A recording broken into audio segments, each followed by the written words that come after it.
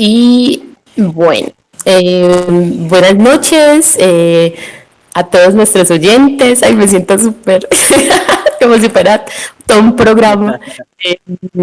Eh, Bienvenidos a a esta sesión de lecturas para tiempos de encierro, en el tiempo en el que ya no hay encierro, en el que la gente ya sale como si no hubiese un mañana, porque ya la pandemia, aunque no se ha ido, la responsabilidad sí. Entonces, bienvenidos a otro programa, a otra oportunidad de escuchar lecturas y comentarios alrededor de lo que nuestros amigos quieren compartir. En esta ocasión, Esteban Montoya nos va a compartir algunas lecturas desde las tierras meridionales cercanas a la Patagonia. Yo no sé de dónde es que viven ustedes, pero sé que viven muy, muy al sur. Y bueno, comencemos. Bueno, muchas gracias por esa presentación. Hoy vamos a tener un especial de un escritor chileno de inicios del siglo XX que se llama Baldomero Lillo. Parece que es más o menos reconocido en Chile y tiene algo que ver como con la escritura de, o sea, como del entorno popular, del entorno quizás un poco de obrero y algo así como muy del pueblo, como muy social. Así que voy a leer un par de cuentos de él y si alcanza el tiempo quizás uno más. Entonces, de los que voy a leer, voy a compartir pantalla. Voy a empezar con uno que se llama Subsole. Él tiene es como uno de los más representativos de él porque tiene como un par de cosas, que es Subsole y Subterra. Subterra es una novela. ¿O será el contrario? A ver, un momento, por favor.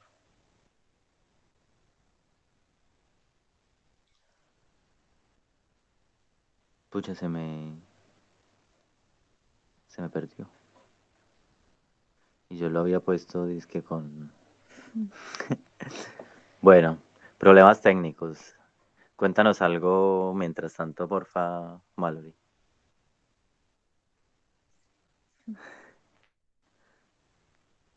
Está con la pequeña. A ver, ¿de qué podríamos hablar mientras tanto? De, Cuéntanos cómo de, está de, la situación pandémica en Titirí. ¿Cómo? Que cómo está la situación pandémica en Titiribí. Ah, no, todo tranquilo. Aunque bueno, en realidad me estuvieron contando que hacen un cerco epidemiológico muy eh, bastante riguroso. Entonces, apenas una persona sea sospechosa, se hace una lista. Y, por ejemplo, el primer sospechoso, que fue hace como un mes y medio, eh, se hace como ese tipo de Vale. La sospecha. Así que estás en cuarentena. No, no estamos en cuarentena, pero eso salió en las noticias. Es muy chistoso porque fue como sí, como que en Telantio salió el alcalde a decir como, bueno, hay un montón de pueblos en los que todavía no, pues municipios. Y ese día, como a las 12 de la noche, ¡pum!, reportaron al primero. Entonces fue como, Eso fue más.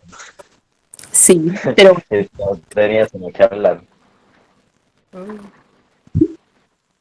listo. No, yo quería hablar era de las leyes de Murphy, esa de todo lo que puede pasar, sucede. Entonces, como que por mucho que hayas tenido preparada la lectura y la selección y todo eso, si se puede mover de lugar, lo hará. Sí, yo creo que más aún con la tecnología, que parece que huele como el miedo El o el afán. afán, sí. Sí, o los deadline.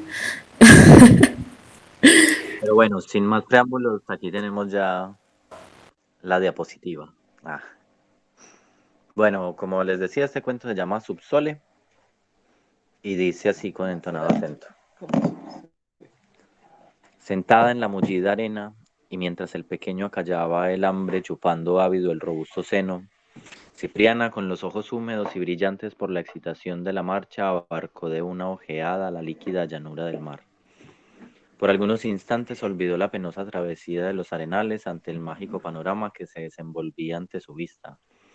Las aguas en las que se reflejaba la celeste bóveda eran de un azul profundo.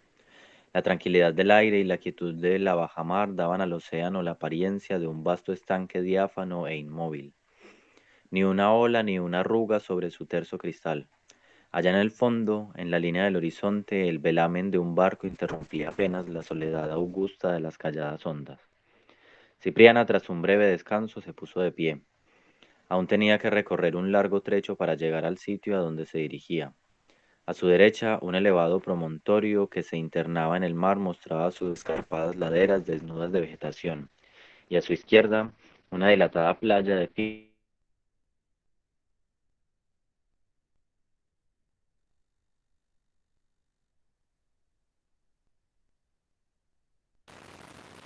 Hola, Esteban, no te escucho. estaban intensamente en el gris monótono de las dunas. Bajó con lentitud por la arenosa falda de un terreno firme, ligeramente humedecido, en el que los pies de la mariscadora dejaban apenas una leve huella. Ni un ser humano se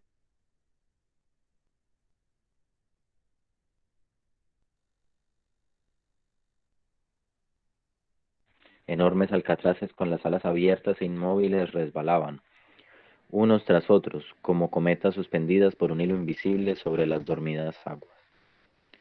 Sus siluetas fantásticas alargábanse desmesuradamente por encima de las dunas y enseguida, doblando el promontorio, iban a perderse en alta mar. Después de media hora de marcha, la mariscadora se encontró delante de gruesos bloques de piedra que le cerraban el paso. En ese sitio la playa se estrechaba y concluía por desaparecer bajo grandes planchones de roca basálticas, cortadas por profundas grietas. Cipriana salvó ágilmente el obstáculo, torció hacia la izquierda y se halló, de improviso, en una diminuta caleta abierta entre los altos paredones de una profunda quebrada. La playa reaparecía allí otra vez, pero muy corta y angosta. La arena de oro pálido se extendía como un tapiz finísimo en derredor del sombrío semicírculo que limitaba la ensenada. La primera diligencia de la madre fue buscar un sitio, al abrigo de los rayos del sol, donde colocar la criatura, lo que encontró bien pronto en la sombra que proyectaba un enorme peñasco cuyos flancos, húmedos aún, conservaban la huella indeleble del zarpazo de las olas. Elegido el punto que le pareció más seco y distante de la orilla del agua, desprendió de los hombros el amplio rebozo y arregló con él un blando lecho al dormido pequeñuelo, acostándolo en aquel nido improvisado con amorosa solicitud para no despertarle. Muy desarrollado para sus 10 meses, el niño era blanco y rollizo, con grandes ojos velados en ese instante por sus párpados de rosa finos y transparentes. La madre permaneció algunos minutos como en éxtasis, devorando con la mirada aquel bello y gracioso semblante. Morena, de regular estatura, de negra y abundosa cabellera, la joven no tenía nada de hermoso. Sus facciones toscas de líneas vulgares carecían de atractivo. La boca grande de labios gruesos poseía una dentadura de campesina, blanca y recia, y los ojos pardos un tanto humildes eran pequeños, sin expresión. Pero cuando aquel rostro se volvía hacia la criatura, las líneas se suavizaban, las pupilas adquirían un brillo de intensidad apasionada, y el conjunto resultaba agradable, dulce y simpático. El sol, muy alto sobre el horizonte, inundaba de luz aquel rincón de belleza incomparable. Los flancos de la cortadura desaparecían bajo la enmarañada red de arbustos y plantas trepadoras, dominando el leve zumbido de los insectos y el blando arrullo del oleaje entre las piedras. Resonaba a intervalos en la espesura el melancólico grito del pitío. La calma del océano, la inmovilidad del aire y la placidez del cielo tenían algo de la dulzura que se retrataba en la faz del pequeñuelo y resplandecía en las pupilas de la madre, subyugada a pesar suyo por la magia irresistible de aquel cuadro. Vuelta hacia la ribera, examinaba la pequeña playa delante de la cual se extendía una vasta plataforma de piedra que se internaba una cincuentena de metros dentro del mar. La superficie de la roca era lisa y bruñida, cortada por innumerables grietas tapizadas de musgo y diversas especies de plantas marinas. Cipriana se descalzó los gruesos zapatos, suspendió en torno de la cintura la falda de percal descolorido y cogiendo la cesta atravesó la enjunta playa y avanzó por encima de las peñas húmedas y resbaladizas, inclinándose a cada instante para examinar las hendiduras que encontraba al paso. Toda clase de mariscos llenaban esos agujeros. La joven, con ayuda de un pequeño gancho de hierro, desprendía de la piedra los moluscos y los arrojaba en su canasto. De cuando en cuando interrumpía la tarea y echaba una rápida mirada a la criatura que continuaba durmiendo sosegadamente. El océano asemejábase a una vasta laguna de turquesa líquida. Aunque hacía ya tiempo que la hora de la baja mar había pasado, la marea subía con tanta lentitud que solo un ojo ejercitado podía percibir cómo la parte visible de la roca disminuía insensiblemente. Las aguas escurrían cada vez con más fuerza y en mayor volumen a lo largo de las cortaduras. La mariscadora continuaba su faena sin apresurarse. El sitio le era familiar, y dada la hora tenía tiempo de sobra para abandonar la plataforma antes que desapareciera bajo las olas. El canasto se llenaba con rapidez. Entre las hojas transparentes de luche destacábanse los tonos grises de los caracoles, el blanco mate de las tacas y el verde viscoso de los chapes. Cipriana, con el cuerpo inclinado, la cesta en una mano y el gancho en la otra, iba y venía con absoluta seguridad en aquel suelo escurridizo. El apretado corpiño dejaba ver el nacimiento del cuello redondo y moreno de la mariscadora, cuyos ojos escudriñaban con vivacidad las rendijas, descubriendo el marisco y arrancándolo de la áspera superficie de la piedra. De vez en cuando se enderezaba para recoger sobre la nuca las negrísimas crenchas de su cabello, y su talle vasto y desgarbado de campesina destacábase entonces sobre las amplias caderas con líneas vigorosas, no exentas de gallardía y esbeltez. El cálido beso del sol coloreaba sus gruesas mejillas y el aire oxigenado que aspiraba a plenos pulmones hacía bullir en sus venas su sangre joven de moza robusta en la primavera de la vida. El tiempo pasaba, la marea subía lentamente invadiendo poco a poco las partes bajas de la plataforma, cuando de pronto Cipriana, que iba de un lado para otro afanosa en su tarea, se detuvo y miró con atención dentro de una hendidura. Luego se enderezó y dio un paso hacia adelante, pero casi inmediatamente giró sobre sí misma y volvió a detenerse en el mismo sitio. Lo que cautivaba su atención, obligándola a volver atrás, era la concha de un caracol que yacía en el fondo de una pequeña abertura. Aunque diminuto, de forma extraña parecía más grande visto a través del agua cristalina. Cipriana se puso de rodillas e introdujo la diestra en el hueco, pero sin éxito. Después, pues la rendija era demasiado estrecha, y apenas tocó con la punta de los dedos el nacarado objeto. Aquel contacto no hizo sino avivar su deseo, retiró la mano y tuvo otro segundo de vacilación, mas el recuerdo de su hijo le sugirió el pensamiento de que sería aquello un lindo juguete para el chico y no le costaría nada. Y el tinte rosa pálido del caracol, con sus tonos irisados tan hermosos, destacábase tan suavemente en aquel estuche de verde y aterciopelado musgo que, haciendo una nueva tentativa, salvó el obstáculo y cogió la preciosa concha. Trató de retirar la mano y no pudo conseguirlo. En balde hizo vigorosos esfuerzos para zafarse. Todos resultaban inútiles. Estaba cogida en una trampa. La conformación de la grieta y lo viscoso de sus bordes había permitido con dificultad el deslizamiento del puño a través de la estrecha garganta, que, ciñéndole ahora la muñeca como un brazalete, impedía salir a la mano endurecida por el trabajo. En un principio, Cipriana solo experimentó una leve contrariedad que se fue transformando en una cólera sorda a medida que transcurría el tiempo en infructuosos esfuerzos. Luego una angustia vaga, una inquietud creciente fue apoderándose de su ánimo. El corazón precipitó sus latidos y un sudor helado le humedeció las sienes. De pronto la sangre se paralizó en sus venas, las pupilas se agrandaron y un temblor nervioso sacudió sus miembros. Con ojos y rostros desencajados por el espanto, Había visto delante de ella una línea blanca, movible, que avanzó un corto estrecho sobre la playa y retrocedió luego con rapidez. Era la espuma de una ola. Y la aterradora imagen de su hijo arrastrado y envuelto en el flujo de la marea se presentó clara y nítida a su imaginación. Lanzó un penetrante alarido que devolvieron los ecos de la quebrada, resbaló sobre las aguas y se desvaneció mar adentro en la líquida inmensidad. Arrodillada sobre la piedra se debatió algunos minutos furiosamente. Bajo la tensión de sus músculos, sus articulaciones crujían y se dislocaban, sembrando con sus gritos el espanto en la población alada que buscaba su alimento en las proximidades de la caleta. Gaviotas, cuervos, golondrinas de mar alzaron el vuelo y se alejaron presurosos bajo el radiante esplendor del sol. El aspecto de la mujer era terrible. Las ropas empapadas en sudor se habían pegado a la piel. La destrenzada cabellera le ocultaba en parte el rostro atrozmente desfigurado. Las mejillas se habían hundido y los ojos despedían un fulgor extraordinario. Había cesado de gritar y miraba con fijeza el pequeño envoltorio que yacía en la playa, tratando de calcular lo que las olas tardarían en llegar hasta él. Esto no se hacía esperar mucho, pues la marea precipitaba ya su marcha ascendente, y muy pronto la plataforma sobresalió algunos centímetros sobre las aguas. El océano, hasta entonces tranquilo, empezaba a hinchar su torso y espasmódicas sacudidas estremecían sus espaldas reducientes. Curvas ligeras, leves ondulaciones interrumpían por todas partes la azul y tersa superficie.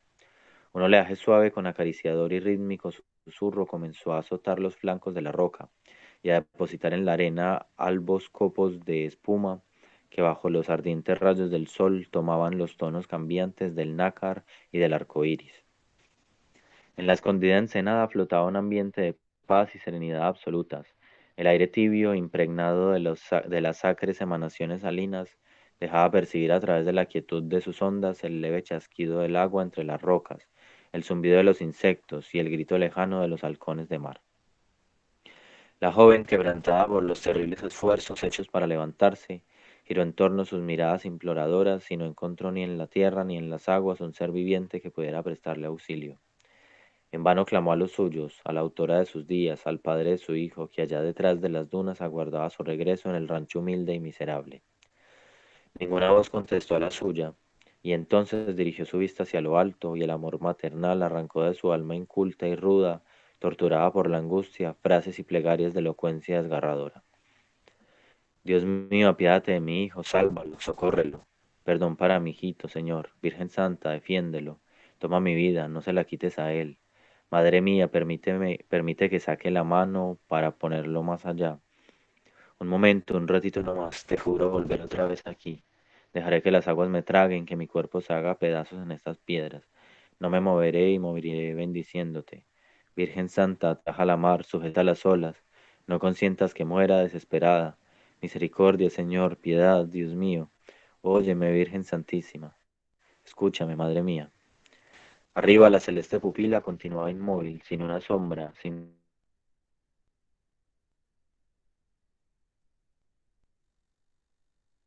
arrancó a la madre un último grito de loca desesperación. Después solo brotaron de su garganta sonidos roncos, apagados, como estertores de moribundo. La frialdad del agua devolvió a Cipriana sus energías, y la lucha para zafarse de la grieta comenzó otra vez más furiosa y desesperada que antes. Sus violentas sacudidas y el roce de la carne contra la piedra habían hinchado los músculos, y la argolla de granito que la aprisionaba pareció estrecharse en torno de la muñeca. La masa líquida, subiendo incesantemente, concluyó por cubrir la plataforma. Solo la parte superior del busto de la mujer arrodillada sobresalió por encima del agua. A partir de ese instante, los progresos de la madre fueron tan rápidos que muy pronto el oleaje alcanzó muy cerca del sitio en que yacía la criatura. Transcurrieron aún algunos minutos y el momento inevitable al fin llegó. Una ola, alargando su elástica zarpa, rebalsó el punto donde dormía el pequeño. El acto de aquel baño brusco despertó, se retorció como un gusano y lanzó un penetrante chillido. Para que nada faltase a su martirio, la joven no perdía un detalle de la escena.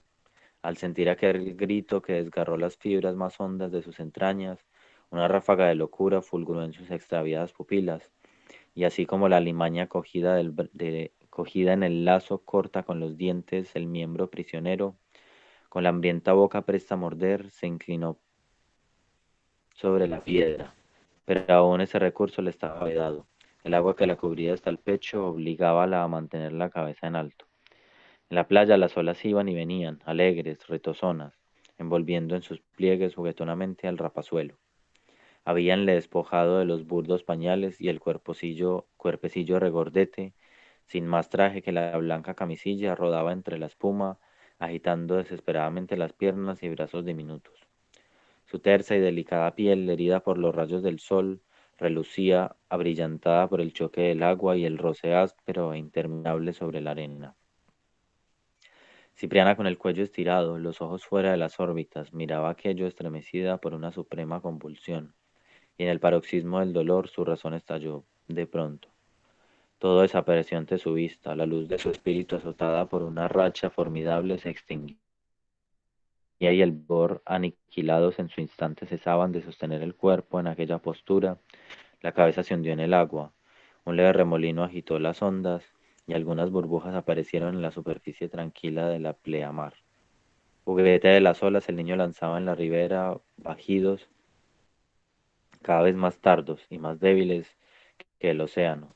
Como una nodriza cariñosa se esforzaba en acallar, redoblando sus brazos, modulando sus más dulces canciones, poniéndolo ya boca abajo o boca arriba, y trasladándolo de un lado para otro, siempre solícito e infatigable. Por último los lloros cesaron, el pequeñuelo había vuelto a dormirse, y aunque su carita estaba amoratada, los ojos y la boca llenos de arena, su sueño era apacible, pero tan profundo que cuando la marejada lo arrastró mar adentro y lo depositó en el fondo, no se despertó ya más. Y mientras el cielo azul extendía su cóncavo dosel sobre la tierra y sobre las aguas, tálamos donde la muerte y la vida se enlazan perpetuamente, el infinito dolor de la madre que dividido entre las almas hubiera puesto taciturnos a todos los hombres, no empañó con la más leve sombra la divina armonía de aquel cuadro palpitante de vida, de dulzura, de paz y amor. Ay, pura ¿Qué les cosa, pareció? Mallory por allá apoyando desde el chat. No, sino que me hiciste acordar de El niño de Turquía, pues el mismo sitio que apareció en esta playa de Turquía. ¿Cuál niño de Turquía? Mira, hay una crisis migratoria en Siria y entonces en septiembre ¿Me del repites por 2015 se encontró a un niño ahogado en una playa. ¿Y cuándo? Hace poco. En septiembre del 2015. Y bueno, es una imagen súper desgarradora, porque la historia es que la gente huye de Siria y entonces tienen que usar balsas. Y hay una situación pues muy fea en la que Italia no los acepta y ellos pues pasan mucho tiempo en el mar y bueno, algunas embarcaciones se hunden y ese niño aparece en una playa. Entonces me hiciste acordar de eso con esa lectura, supremamente angustiante. Y hubo algo que me pareció Sí, a mí curioso también me recordó. en las descripciones, era esta Sí, expresión de cólera pero sorda, o sea, como es una cólera sorda que se siente en todas partes o qué.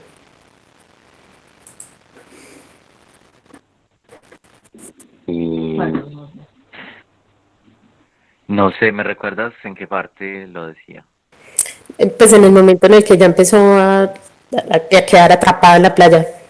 Pero no, o sea, solo fue esa partecita que decía cólera sorda. Y yo como, wow, qué forma tan curiosa de hablar de una sensación. O sea, culi, ¿qué significa cuando Que yo creo que puede ser que que es como, de pronto no queda gritando leve? mucho o algo así, sino que yo entendí al menos a los pacientes cuando lo refirieron. Ah, bueno, aquí nos están contando que sordo es como leve, pero yo no creo que en este contexto sea leve. Sí, Más bien debe ser como que no se ubica fácil. Sí, puede ser cierto. Como desorientado. Sí, sí, de pronto también como desorientada, dice Mari.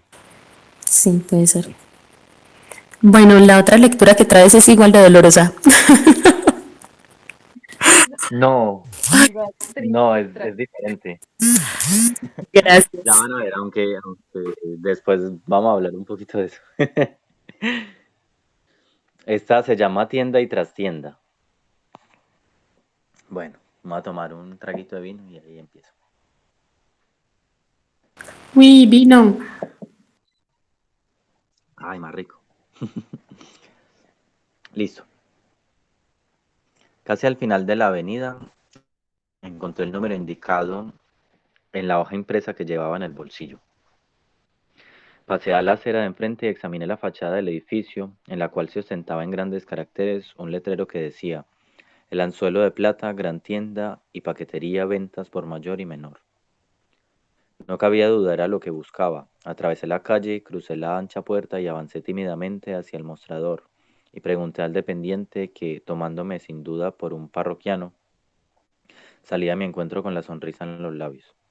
¿Puedo hablar con el jefe de la casa?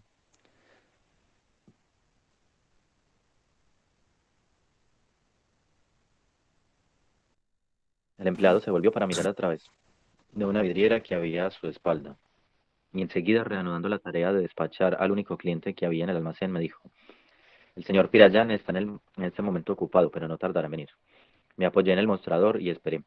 A pesar de aquel pomposo por mayor y menor y de la hábil y estudiada colocación de las mercaderías en los armazones para llenar los huecos y aparentar una gran existencia, su adquisición no habría arruinado a ningún Rothschild. El anzuelo de plata no pasaba de ser un modesto tenducho con un giro insignificante. Hacía ya algunos minutos que había distraído la charla del dependiente y el comprador, cuando un rumor de pasos me hizo volverme con presteza. Un hombrecillo rechoncho, calvo de rostro abotagado y patillas a la española, lanzándome una escrutadora mirada, me interrogó secamente: ¿Qué se le ofrece? Comprendí que me hallaba delante del jefe de la casa y, sacándome cortésmente el sombrero, le dije al mismo tiempo que desplegaba el diario que tenía en la diestra: Señor, vengo por este aviso. Sus ojos se clavaron en los míos y durante algunos segundos me sentí escudriñado y analizando por aquella mirada penetrante. Con voz reposada me contestó: Efectivamente, necesito un empleado, pero impongo algunas condiciones. En el aviso usted habrá leído. Sí, señor, le interrumpí. Aquí tiene certificados y recomendaciones que acreditan mi honorabilidad y competencia. Las hojeé un instante y luego, devolviéndomelos, masculló con tono displicente: Sí, pero veo que usted solo ha estado en mercerías y eso por muy poco tiempo. Es verdad, señor, pero si mi práctica de mostrador es poca, tengo en cambio buena letra, sé algo de contabilidad y, más que todo eso, poseo una gran dosis de entusiasmo para el trabajo. Ninguna tarea me asusta. Pareció que mis respuestas le hacían reflexionar. Después de breve silencio me dijo: Amigo, esta casa, por antigüedad y la extensión de su giro, en nada cede a las más importantes de esta plaza. Ser empleado de Pirayán y compañía es un honor difícil de conseguir. El aviso que usted le trae pareció solo ayer y ya han venido más de 40 pretendientes, de los cuales la mayor parte son gente ya fogueada en el mostrador, veteranos hábiles y no aprendices como usted. Sentí que la angustia me oprimía el alma, una decepción más que añadir a las innumerables ya sufridas. Sin embargo, me sobrepuse y traté de luchar, resuelto a obtener la plaza a toda costa, con la vehemencia de que era capaz. Le hice ver lo apremiante de mi caso. Forastero, sin relaciones, falto de recursos, hallábame en una situación desesperada. Le propuse que me sometiese a prueba hasta conocer mis aptitudes, que trabajaría sin sueldo, que haría de mozo de cordel si era necesario.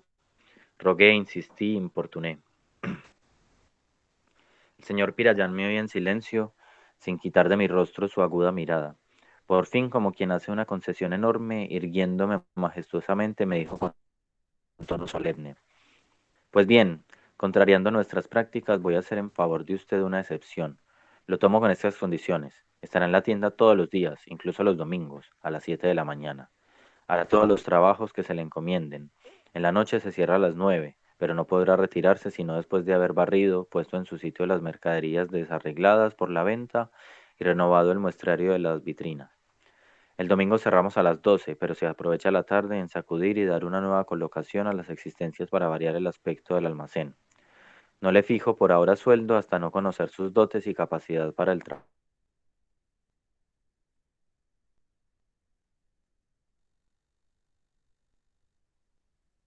¿Cuándo empezar?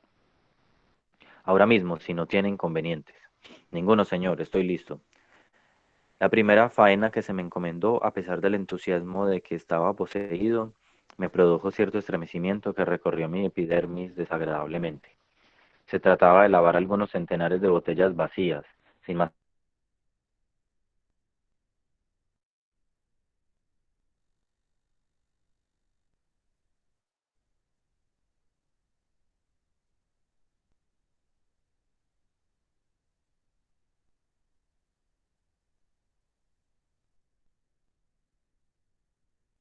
permanecí en aquella execrable faena hasta la hora de comer.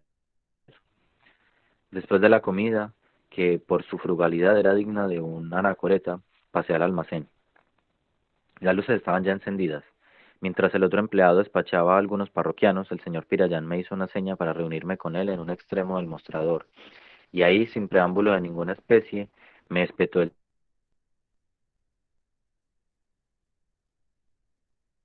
Ante todo, empezó, exijo de mis empleados en su trato con los clientes una honradez y delicadeza irreprochables. La espléndida prosperidad de nuestra casa es el fruto de la seriedad y rectitud de su procedimiento. Sin olvidar esta regla invariable, usted debe velar por nuestros intereses más que por los suyos propios. Cuide muy escrupulosamente de no excederse, ya sea en la cantidad, peso o medida de lo que se expenda. Cualquier negligencia en este sentido la consideraré como un robo directo, sin circunstancias atenuantes. El exceso en la entrega o el menoscabo en el valor son crímenes de lesa comerciabilidad y por lo tanto imperdonables. Antes de dar un precio, examine al comprador para ver qué lugar le corresponde en la clasificación que ha hecho la casa de todos sus clientes. Y según dicho examen, recargará usted el precio sobre el mínimo mercado en el artículo. Esta clasificación hecha por grupos es un poco difícil para los principiantes, pero ya la dominará usted con la práctica. Cuando le pidan alguna mercadería, jamás muestre usted la de mejor clase. Se debe siempre empezar por la de calidad inferior. No se debe dejar ir ningún comprador con las manos vacías. El lema de la casa es vender por la persuasión o la astucia. Si apurados todos los recursos el cliente se muestra intransigente, se apela a los grandes medios. En esto la casa es una especialidad. Tenemos procedimientos infalibles para obligar a los recalcitrantes. Todo ello lo aprenderá usted a su debido tiempo. Lo que ahora urge es conocer la manera como se maneja el metro, cosa que de seguro ni siquiera sospecha. Me pareció tan absoluta esta afirmación que no pude menos que sonreír disimuladamente. Notólo, sin duda, porque frunciendo el entrecejo ordenó, poniéndome en las manos un retazo de lienzo. Mida usted. Efectué la operación con escrupulosa exactitud y dije convencido, 5 varas y media. Tomó la tela y me dio a su vez. 6 varas y media, exclamó con énfasis, clavándome sus ojillos chispeantes de ironía. Lo miré embobado y dije aturdido, ¿cómo puede ser eso? Imposible, yo medí exactamente. Pues ha medido usted mal, y veo muy oportunamente, por cierto, que no sirve para el oficio. Dar una vara de más en un pedazo tan pequeño es un colmo. Con un empleado como usted íbamos a la quiebra por la posta. Un escalofrío me recorrió la espina dorsal, aterrorizado por la perspectiva de una nueva campaña a casa de empleo, balbucí con lágrimas en los ojos. Señor, confieso mi torpeza, indíqueme usted dónde está el error y le aseguro que no caeré en él otra vez.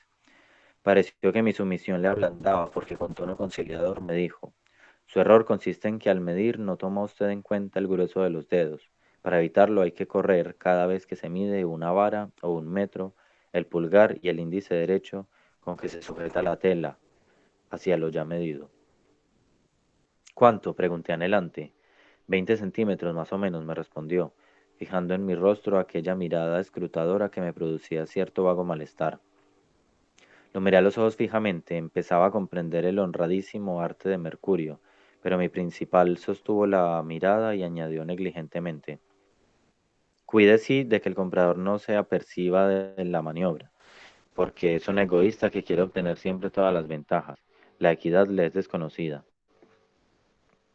Sin duda, pensé, pero 20 centímetros en cada vara, qué dedos, Dios mío. Y aterrado miré los míos para ver si en realidad tenía aquel diámetro descomunal. Aquella noche, mientras rendido por la fatiga me desnudaba para tenderme en el lecho, pensaba con temor en el día siguiente, en el cual tras el mostrador debía poner en práctica todas las instrucciones de mi respetabilísimo jefe. Un momento, por favor.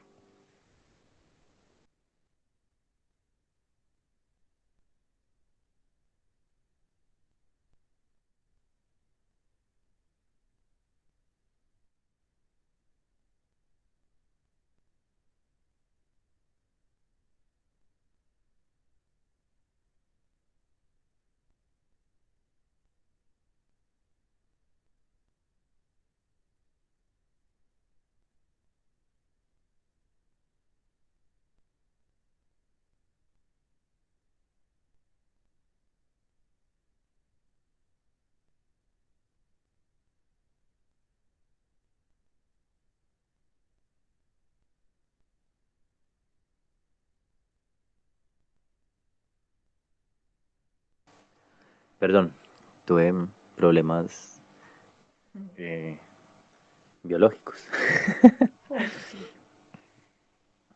Ya, cuando al día siguiente me presenté al almacén vi con cierta zozobra que me había retrasado.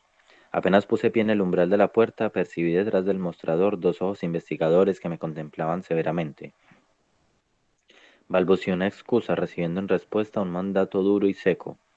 Pase a la trastienda y haga lo que le indiqué ayer. Obedecí, deseoso de borrar con mi diligencia la mala impresión que mi tardanza había producido. El trabajo que tenía que hacer era pesado y laborioso. Consistía en vaciar el contenido de los estantes para sacudir el polvo y enseguida volver a colocar en ellos las mercaderías clasificándolas por artículos. Subido en una escalerilla ejecutaba concienzudamente la tarea cuando de pronto un tragaluz, situado a la altura de mi cabeza, me hizo testigo de una escena curiosísima. Desde mi observatorio vi cómo el señor Pirayán, abandonando precipitadamente el umbral de la puerta desde el cual, en zapatillas y calado, el gorro observaba el movimiento de la calle. Se entraba en la tienda, desierta a esa hora, y se metía debajo del mostrador, agazapándose como un gato puesto en acecho. Antes de que volviera de mi sorpresa, oí el grito de un vendedor que pregonaba: «Huevos, huevos fresquitos».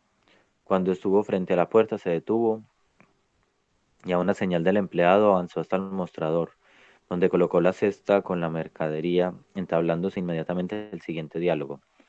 «¿A cómo la docena?» «A peso, patrón». «¿Y por todo cuánto pides?» «No sé, patrón, tendría que contarlos». «Los compro todos a 50 centavos la docena». Al mismo tiempo que hacía esta oferta, apoderábase sorpresivamente del canasto y lo ponía en el suelo al lado de adentro del mostrador. «Está loco, patrón, ni robados que fueran». El dependiente insistía repitiendo: 50 centavos, con canasto y todo. Los pago en el acto. Entretanto, mi principal, desde su escondite, tomaba delicadamente el cesto de huevos, puesto a su alcance los más hermosos, y los metía en su faltriquera. Mientras yo contemplaba esta escena inverosímil, el dependiente había vuelto a poner encima del mostrador la cesta aligerada de peso y exclamaba iracundo: «Bueno, hombre, llévatelos, que te paguen el peso los tontos». El propietario del canasto recuperó su mercancía y salió diciendo socarronamente: «Será usted un lince, patroncito, le robará los huevos al águila, pero a mí no me mete nadie el dedo en la boca». No volví a mi asombro, si no fuera por las carcajadas que resonaban en la tienda como escopetazos. Me hubiera parecido un sueño lo visto. Mis ideas se embrollaban, sentía que algo que yo creía inconmovible perdía su base, hallábame desorientado. Y por algunos días saqué el procedimiento originalísimo de la casa Pirayán y compañía para habituallarse. Me pareció que no armonizaba del todo con su seriedad, honradez, etc. Pero no pude menos de convenir en que ante su economía resultaba insuperable. Hacía algunas horas que trabajaba con empeño, cuando oí la voz tonante del jefe que me llamaba. Acudí presuroso. La tienda estaba llena de compradores, y jefe y dependiente iban de un lado a otro atareadísimos. Como principiante mi ayuda se limitó por de pronto a despejar el mostrador de la avalancha de especies en él desparramadas. La actividad del señor Pirayán me maravilló. Su rostro estaba carmesí y sus vivaces ojillos relucían como ascuas. Para todo tenía frases oportunas y dichos agudos que hacían reír. Su labia era inagotable y su voz meliflua tomaba las más variadas inflexiones, pasando de la cortesía estudiada y pegajosa a la familiaridad más encantadora. Su mimbre dorsal parecía próximo a romperse a cada instante. Detenía al comprador descontento en su retirada hacia la puerta, con un chiste, con una oferta nueva, con una rebaja ventajosa. Pero sobre todo lo que causaba mi asombro, dejándome a veces estupefacto, era su aplomo y serenidad para pedir 20 por lo que valía 5, para jurar con unción arrebatadora que tejidos de algodón o de cáñamo eran de lana, de purísima lana, sin mezcla alguna. Todas esas mercaderías de la mejor calidad, de la última moda y que casi no costaban nada, eran fabricadas especialmente para la casa. A creer lo que aseguraba, el mundo industrial del planeta tenía el pensamiento fijo en el anzuelo de plata, cuyas instrucciones respecto a dibujo y colorido de las telas eran aguardadas con ansia, dando las pautas del buen gusto en el orbe entero. Los fabricantes se disputaban los pedidos de Pirayán y compañía, a cablegrama limpio, lo menos una docena recibíase diariamente. Cuando alguna cliente encontraba que el lienzo era ordinario y pedía otro de clase superior, profería dándose una palmada en la frente. Cabalmente, acabamos de recibir uno fabricado especialmente para la casa, y que además de ser un cuero, no tiene pizca de goma. Y tomando la tela desechada, doblábala cuidando de ocultar la marca. Agachábase enseguida detrás del mostrador y reaparecía después de un instante con el mismo género, y poniéndolo delante de la compradora, decíale con el convencimiento que da una fe profunda: aquí tiene usted algo muy especial, lo mejor que hay en plaza. Vea usted el ancho, la suavidad y firmeza de este tejido. Y después de ponderar en todos los tonos las excelencias de la tela, concluía por pedirle el doble de su precio. Cuando la cliente iba a retirarse, llevando por 30 lo que no había querido por 20, frotábase las manos y le decía bonachonamente: da gusto tratar con gente lista que conoce la mercadería. Señorita, a usted de seguro no le pasarían nunca gato por liebre. La compradora sonreía satisfecha y se retiraba pavoneándose. En la fiebre de la venta aturrullábame aquella mañana con mandados y órdenes contradictorios. Aturdido por esa tempestad de gritos, perdí la cabeza completamente. Esto no, imbécil, aquello de allá, borrico, te dije que lo otro, animal, llovíanme como granizada. Por fin la hora del mediodía puso término a aquella vorágine y pude volver a la trastienda en el cuerpo dolorido y el alma más adolorida aún. Pero mi voluntad era inquebrantable. Soportaría todo aquello antes que recorrer otra vez por las calles diario en mano, repitiendo el consabido: Señor, vengo por el aviso este. Después de almuerzo hubo una novedad. El señor Pirayán tuvo precisión de salir y nos lo comunicó con estas breves palabras: tengo que ir al banco a depositar el producto de la venta. Les recomiendo la mayor vigilancia y circunspección. Mas de súbito, encarándose con el dependiente, le dijo señalándome con el dedo: vigéleme usted a este, es un torpe que todo lo hace al revés. Aunque recomendación y calificativo no me supieron a mieles, tuve un minuto de alegría ante la perspectiva de un momento de descanso que la ausencia de mi principal me iba, sin duda, a proporcionar. Para mi esperanza se desvaneció bien pronto, a la vista de la señora de Pirayán, que después de acompañar a su marido hasta la puerta, colocó detrás del mostrador una silla, y sentándose en ella con majestuoso continente, paseó una mirada de soberana por el almacén, perdón, diciéndome después de un momento de expectación: venga acá, coja la escoba y barra estos papeles. Es una indecencia como tienen la tienda. Hombres habían de ser. Enrojecí hasta la raíz de los cabellos, pero doblando la cerviz, tomé el mango del infamante utensilio y empecé a repartir escobazos con verdadera furia. La voz enérgica de la principal me detuvo. Hombre, ¿qué modo de barrer es ese? ¿Dónde lo ha aprendido usted? No contesté y mi silencio pareció exacerbar a la imponente matrona, quien desde el centro de la densa nube de polvo que los escobazos levantaran continuó apostrofándome con voz digna y severa: cuando se es tan caballero no se debe tomar otra profesión que la de rentista. Enojarse, vaya con el señor. Sepa usted que aquí, cuando es necesario, no solo se barre la tienda, sino la acera y el medio de la calle. Jesús, ¿y qué humos gasta el señorito? y la ilustre dama hubiera proseguido con su filípica si el regreso de su marido no hubiese puesto fin a la escena. El aspecto del principal llamó mi atención, parecía hondamente preocupado. Cruzó en silencio el almacén y desapareció en las habitaciones interiores. Su mujer le siguió. Por primera vez desde mi regreso a la casa, yo y mi camarada el dependiente quedábamos solos. Era un muchacho de estatura mediana, bien conformado, de recias espaldas. Tenía el aire de un campesino simple y astuto a la vez. Me aproximé deseoso de entablar conversación. ¿Se ve usted en el señor Pirayán? Parece le hubiera ocurrido algo desagradable. Malos negocios, sin duda. Sin mirarme y sin interrumpir la tarea de empaquetar docenas de pañuelos de bolsillo, poniendo entre 8 de una clase, 4 de calidad inferior, pero que por su tamaño y dibujo ofrecían el mismo aspecto que los otros, me contestó: «Quién sabe, no he visto nada». Y luego, echando una mirada furtiva al interior, me dijo precipitadamente: «Váyase a trabajar, me han prohibido hablar con usted». Lo medí de alto abajo con desprecio y me alejé pensativo. Esas palabras, las primeras que cruzábamos sin testigos, me dejaron una penosa impresión. ¿Quién era aquel compañero? ¿De dónde venía? Lo único que sabía de él era que se llamaba José, don Pepito para los parroquianos. A pesar de mi falta de experiencia, algo se me alcanzaba de que aquella prohibición era una táctica hábil para que, desconfiando el uno del otro, no fuésemos a caer en la tentación de organizar, tal vez, una alianza ofensiva y defensiva contra el enemigo común, es decir, el patrón.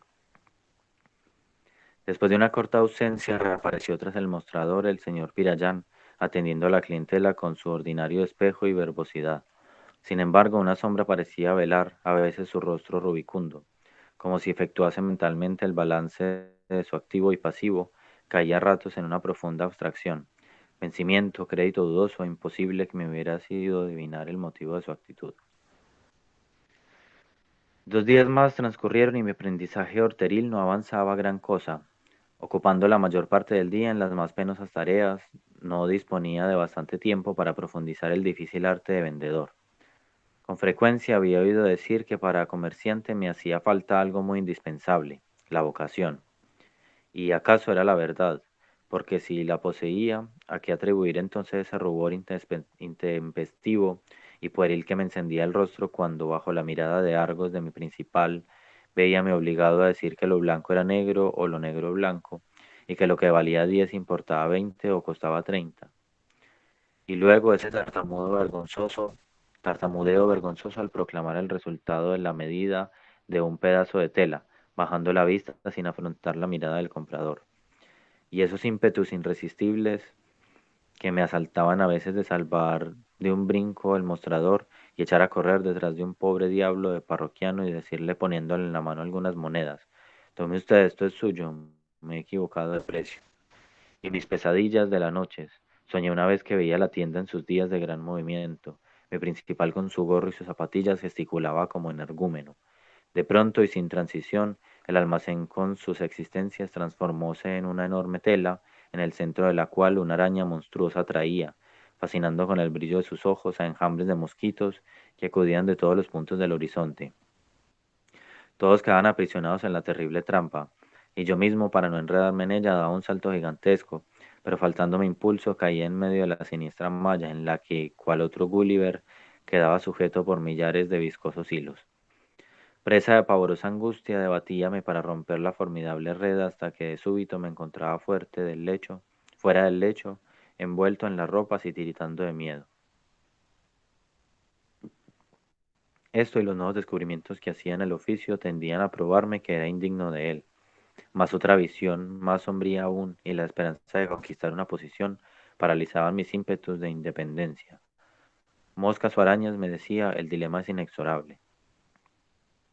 Al sexto día de mi permanencia en la casa pensé que era tiempo de saber si el jefe de ella había ya fijado su criterio respecto de mis aptitudes, y si podía abrigar la esperanza de obtener la plaza con sus emolumentos respectivos. Firme en esta resolución, decidí aprovechar la primera oportunidad para tener una explicación sobre este punto con el señor Pirayán. Pero acababa él con este objeto me miraba de un modo tan desconcertante para mi natural timidez, que acobardado retrocedía diciéndome: Más tarde será. Y transcurrió el día sin que diera ese paso que se me hacía cada vez más difícil. En la noche, después de cerrar el almacén mientras renovaba el muestrario de las vitrinas, tuve una idea salvadora. Ahora pensé, está solo, despachando su correspondencia. Iré a preguntarle si quito las corbatas rojas, si pongo en su lugar las azules, y con ese pretexto llevaré la conversación, aunque sea por los cabellos, al terreno conveniente. Muy imbécil he de ser si no le arranco una contestación definitiva. Lleno de resolución entré en la trastienda, al fin de la cual había una puerta que comunicaba con un pasadizo que conducía al gabinete de trabajo del principal. Apenas había dado algunos pasos en el corredor cuando el ruido de una animada charla hirió mis oídos. Quise volverme por el mismo camino, pero unas frases tomadas al vuelo claváronme en el piso como si hubiera echado raíces. Conocí en los que hablaban la voz del señor Pirayán y la de un íntimo de la casa. La conversación amenizada. Uy, perdón. La conversación. Ya. La conversación amenizada con alegres risas no tenía trazas de concluir. Él aquí tal como la escuché. Íntimo.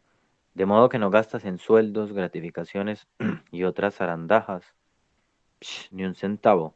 Cuando tengo necesidad de un empleador, de un empleado, pongo un aviso en el diario. Llegan legiones. El trabajo está en escoger. Pero exigirán algunas seguridades, un compromiso de que sus servicios serán retribuidos. Nada de eso, yo te diré cómo se procede. Se elige siempre a los novatos, a los que hacen sus primeras armas. Si son forasteros, mejor. Pero entonces habrá que perder tiempo en enseñarles y lo que se gana por un lado se va por el otro. Puede resultar más cara la vaina que el sable. No, no, aguárdate un poco. Elegido el candidato, se empieza por rechazar su petición. Él insiste, suplica y por gradaciones hábiles se le obliga a entregarse maniatado como un cordero. Cerrado el trato, se le destina por primera providencia a las tareas más humillantes. Hay que matarle los escrúpulos. Y la dignidad también, ja, ja, ja. Conseguido esto, se puede hacer de él lo que se quiere. Ya, ya, pero de todos modos hay que vigilarle, trabajar, en fin.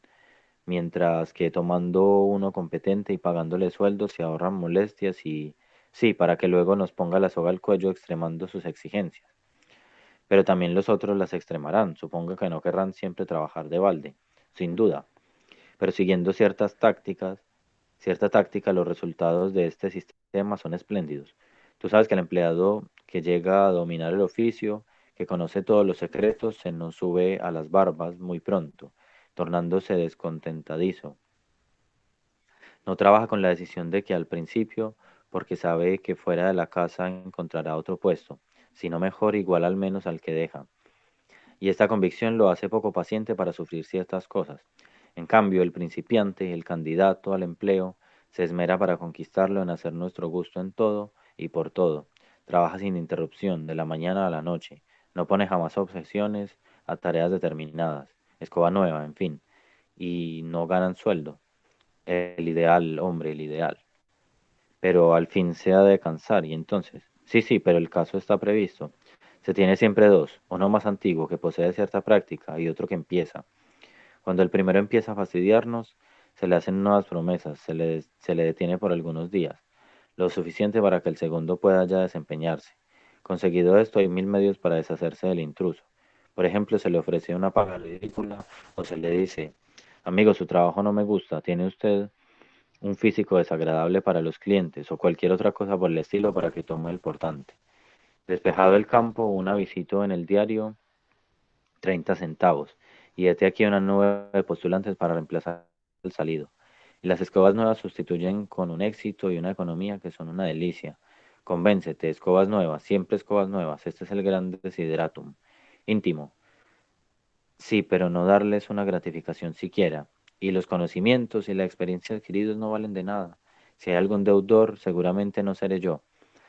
Les he descorrido un poquito la cortina que cubre el escenario y cáspita. Me parece que la cosa tiene algún valor. Caramba, si lo tiene. Si se aprovechan del noviciado, ya tienen hecha su fortuna. No quise oír más y me alejé de puntillas. Cogí mi sombrero y salí a la calle. Qué torbellino de ideas y sensaciones aquella revelación inesperada desató en mi alma. Los más descabellados proyectos de venganza fulguraron en mi cerebro excitado. Pegaría fuego a la casa, publicaría aquella iniquidad en los cuatro vientos, llevaría una queja a los tribunales. Lamentaba no tener el alma de un Rabachol para hacer saltar a los Pirayán y compañía más allá del sistema planetario. Mas el frío de la noche calmó esa fiebre de exterminio. A la ira y el despecho sucedió la calma. El desaliento concluyó por serenarme. Y luego la frase aquella, les he descorrido un poquito la cortina, me hizo ver que la aventura, aunque desastrosa, era fecunda en enseñanzas. Eso sí, se había alzado el telón un poco bruscamente. Fijé una última mirada en el anzuelo de plata que seguirían mordiendo quizás cuantos incautos y eché a andar por las calles desiertas obsesionados con esta idea. Dios mío, ¿cuándo llegaré a ser escoba vieja? Ah,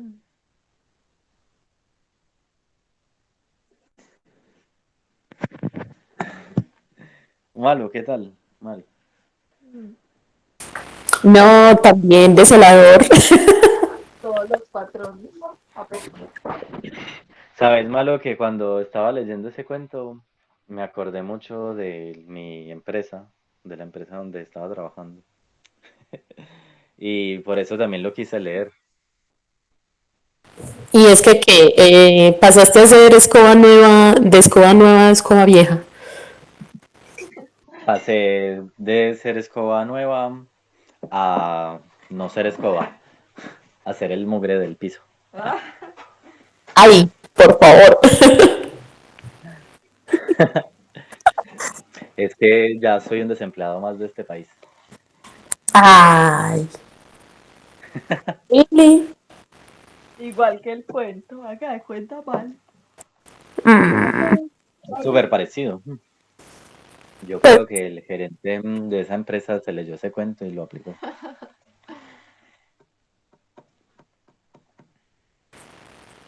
no sé qué decir. ¿Usted ha estado en algún trabajo negrero mal? Eh, yo no he tenido jefes negreros. Mi experiencia pues laboral ha sido con compañeros malucos. Entonces eso es, Ah, sí, hay un no, compañero que nosotros, ya llega. nosotros teníamos, Bueno, al menos has tenido suerte con los jefes. mm, nosotros teníamos jefe negrero, gerente negrero y compañeros negreros algunos. Sí, patrones, patrones al fin y al cabo. Eso es terrible. Pues ahí yo estaba pensando, hablando un poco sobre lo de la importancia de los contratos, ¿no? Pues en un contrato pueden fijar varias cosas y alguien ya estaría dispuesto o no a Bueno, firmarlo. Aunque bueno, como decía el personaje, no quería volver a estar en las calles y tener que volver a pasar por eso de estar ya, buscando vacantes. claro. Sí, y en Colombia que cada vez está peor la situación y ya creo que ya ni contratos hacen. ¿Verdad? En Colombia, oh, encontrar un contrato indefinido sí que es una odisea eso. Sí, Ay, bueno, eso, pero me parece bacano igual el cuento porque es como, después de todo, el tipo que quiere vengarse y todo, y ya se vio como le lavaron la mente. Muy heavy Total. eso. Bueno, y del cuento anterior me quedó faltando hacer un comentario y es que me pareció muy lindo como, o sea, como él contaba esa tragedia, pero la contrastaba con un paisaje así súper bonito y como que al Ah, final sí, mismo, como la última frasecita del cuento, igual decía como que a pesar de ese incidente, al final, o sea, como quitándole un poquito el lado antropocentrista. sí, Es como al final siguió su paisaje de paz y de amor y de tranquilidad y todo. Y al final, como eso, como que sí. todo era muy bonito, a excepción de esa situación que pasó, pero que es palmar, eso da prácticamente lo mismo. Claro, verdad, sí. sí, es cierto. Pues, los desastres naturales son una muestra de eso, pues como la gente pues no tiene poder sobre nada. y simplemente pues viene un tsunami o un accidente de este tipo, pues como una mujer que queda atrapada en una playa que le sube la marea, que son cosas pues completamente inevitables, algo que no es malvado. Y eso es lo que hace, pues me parece curioso que digas que es lindo, porque uno pensaría, pues no, es terrible, es terrible completamente, pero en realidad no hay maldad en el hecho, en ese hecho, ¿cierto? O sea, Sí, no hubo un ente macabro que dijo voy a atrapar a esta mujer en este lugar y voy a hacer que el niño se ahogue, ajaja. No, sino que simplemente sucedió, ¿cierto? Y encima, sí, es como el flujo de la vida, lo que pasa, pues como algo más de eso, ¿no? Sí, sí, como que hay un mundo más allá de lo que le pasa al humano. O sea, exacto.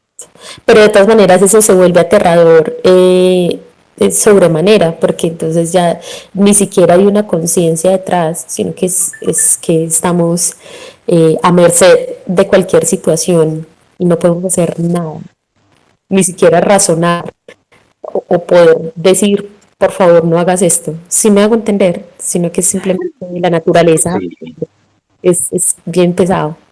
Pues por eso me parece contradictorio eso de lindo, porque pues en realidad sí, es un paisaje, pero no sabemos cuántas cosas han pasado en ese paisaje. uy, sí, malo. Y otra cosa que también quería comentar es que, por lo menos desde el centro de Chile hasta, yo creería que hasta el sur de Ecuador, es como un paisaje muy así y me parece que él lo describe así súper bonito porque casi todo es así como es muy desértico, pero el mar genera así como unos paisajes, no sé, muy exagerados y muy bonitos.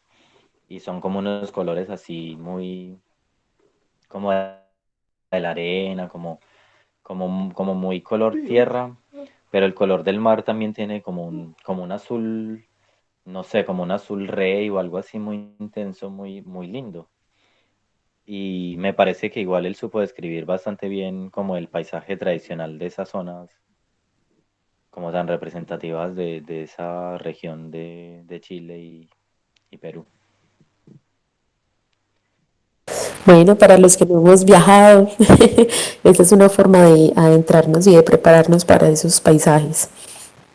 Sí, igual, a ver, yo miro si encuentro una foto que muestre más o menos cómo es, para que... pero ¿Mm? la grabación. Oh. Ah, o la Ah, encuentro rápido. sí, yo creo que la Ah, encuentro rápido. ah. A ver. Ok.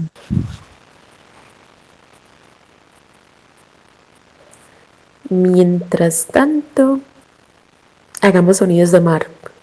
Faltaba sponsor. Ah, marico. Sponsor.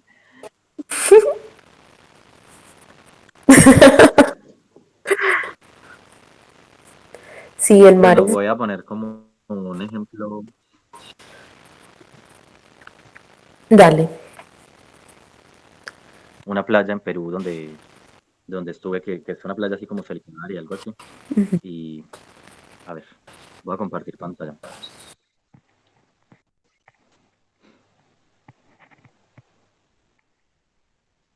Mira, es como, se ve muy así como se muestra en la foto.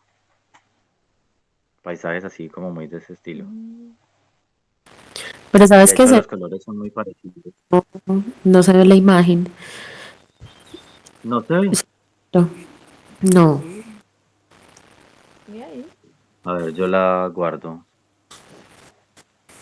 Pero no se ve mi pantalla o no se ve la imagen.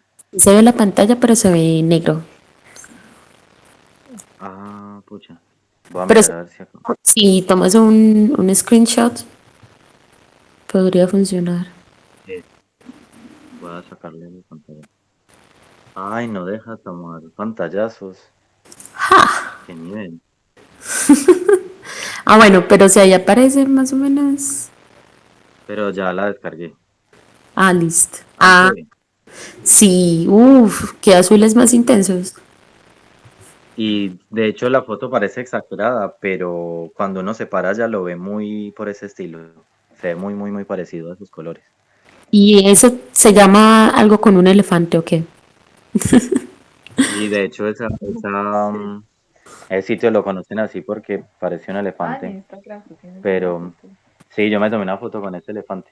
Pero malo, es muy bacano porque esa playa es en un pueblito en Perú que no es casi conocida. De hecho, ni los peruanos lo conocen mucho. Es Yo típico, supe de eso por, sí, yo típico supe que, de eso por un, perdón. no, sino que te iba a decir que es típico que los pobladores no conozcan las cosas maravillosas de su región, sino que lo conozcan mejor los viajeros. Sí, aunque los peruanos igual viajan bastante y suelen conocer como bastante de Perú. De hecho, eso pasa también mucho como en Argentina y en Chile también. Sí. Pero lo que pasa malo es que a una hora de ese sitio quedan las líneas de Nazca y a una hora más al norte queda un oasis en el desierto y a una hora más al norte queda otra playa que es como la más fértil del mundo. Entonces tiene un montón de animales y eso. Entonces como que hay tanta cosa reunida en esa zona que la gente no, o sea, no se visibilizó mucho. Además ese pueblo es como muy conocido por minería y eso. Entonces, como que la gente no piensa que puede ser tan lindo. Pero, pero ese pueblo tiene dos parques nacionales, como el único pueblo que tiene dos parques nacionales y son muy bacanos. De hecho, ahí bajan cóndores y ¿Y todo. cómo se llama? Se llama Marcona. Ah, Y yo me fui para allá, no sé, como 3, 4 días la otra vez solo y estuve ahí acampando y todo. Y hacía tanto viento que no pude armar mi carpa. Casi me pongo a llorar ahí del desespero porque ya se estaba anocheciendo y no podía armar mi carpa porque se me la llevaba el viento. oh, Sería una buena narración. Discúlpame, ¿me recuerdas el nombre del autor que leíste ahorita? Se llama Baldomero Lillo. Sería Y una tengo que corregir. buena Bueno, que tu situación de desespero por el viento y la imposibilidad de armar una carpa en un ambiente tan bonito sería una buena historia para Bandolero Lillo. sí, yo creo que sí, porque después terminé metido así como en unas caseticas que tenían para las fiestas de verano de allá y ya no Ah, estaban en uso y eso, y terminé por allá tocándole guitarra a unos tipos desconocidos y no sé qué. Fue más charro. Pero fue muy bacano porque yo me caminé como más o menos 25 kilómetros de playa y todas las playas eran súper diferentes. Era más lindo. no, Ay, excelente. que tengo que corregir que Baldomero Lillo no es de inicios del siglo XX, sino de mediados del siglo XIX. no, Igual se nota en la, ok. en la forma en que escribía. Ujú.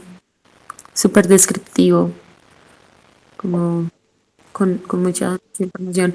Aunque sí nos hace falta Danilo, pues para que nos cuente un poquito, Nata, sobre estos estilos de narración, a qué clase no sé, corrientes em, pertenecen. O de pronto alguno de ustedes sepa, pues yo soy la que Pues sabe nada de literatura en esto y es la que hace las preguntas del desconocedor.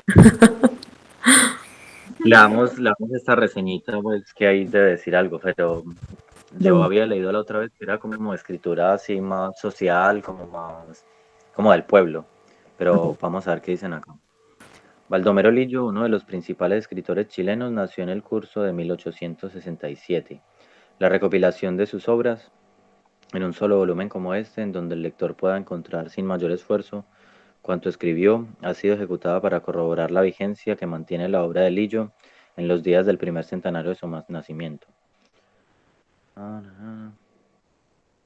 Bueno, Lillo publicó en su vida solo 2 volúmenes, los famosos manojos de cuentos de Subterra y Subsole, y en años siguientes algunos escritos pudieron ser añadidos a ese elenco gracias a las investigaciones de...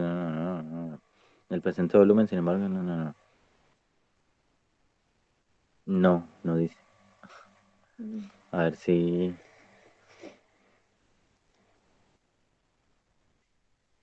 Bueno, no, yo creo que va por esa onda de que era como escritura obrera o escritura social o algo así por el estilo. Ah, pues sí. Bueno, lo último sería como, ¿por qué lo escogiste? A ver, Eh, pues realmente nosotros estamos en el modo ahora de ir a la biblioteca y escoger autores al azar, principalmente de literatura chilena porque es donde estamos. Y, y bueno, dentro de esas cosas estábamos un poquito cansados de escoger libros de chilenos que no nos gustan, especialmente los contemporáneos como que tendían a decepcionarnos mucho porque era como una escritura, no sé, como que tendía mucho a hablar de lo mismo, por ejemplo, de la dictadura de Pinochet y muchas veces meterla como sin necesidad. También la forma de escribir era como muy informal. En fin, muchas cosas que personalmente me decepcionaron bastante, entonces traté de irme más como por algo más antiguo y realmente lo escogí al azar porque la portada de ese libro era una foto de él a blanco y negro se parecía a tu. y se parecía a mi hermano. Y porque era de cuentos, entonces lo empecé a leer y me encantó ese libro. Entonces igual quise traer más de un cuento para compartirlo. Lo del cuento el segundo cuento que leí fue inspirador en cuanto a lo que les conté de mi despido.